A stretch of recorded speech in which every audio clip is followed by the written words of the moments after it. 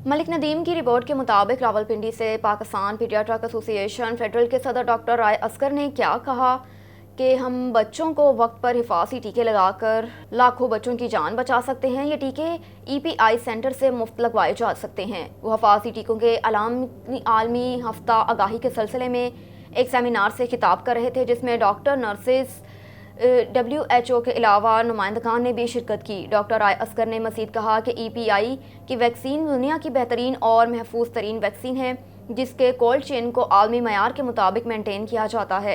हर वाल पर temperature sensory VVM लगा होता है, उससे वैक्सीन के ख़राब होने का पता चल सकता है। कहा कि अब EPI के प्रोग्राम में 12 ख़तरनाक बीमारियों के खिलाफ हिफाजी टीके लगाए जा रहे हैं, जो कि 7 विजिट में मुकम्मल हो सकते हैं।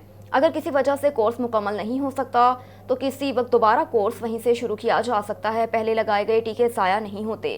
हिफाजी टीके मामूली बीमारी या मामूली बुखार में भी लगाए जा सकते हैं। टीकों की वजह से बुखार हो सकता है, जिसमें पैरासिटामोल भी दी जा सकती है। आजकल खसरे की बीमारी में इजाफा हो रहा है।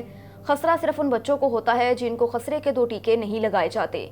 डॉक्टर राय असगर ने कहा कि वालिदैन अपने बच्चों को खसरे के टीके के साथ बाकी हिफाजी टीके जल्दी लगवा कर बच्चों का मुस्तकबिल महफूज करें।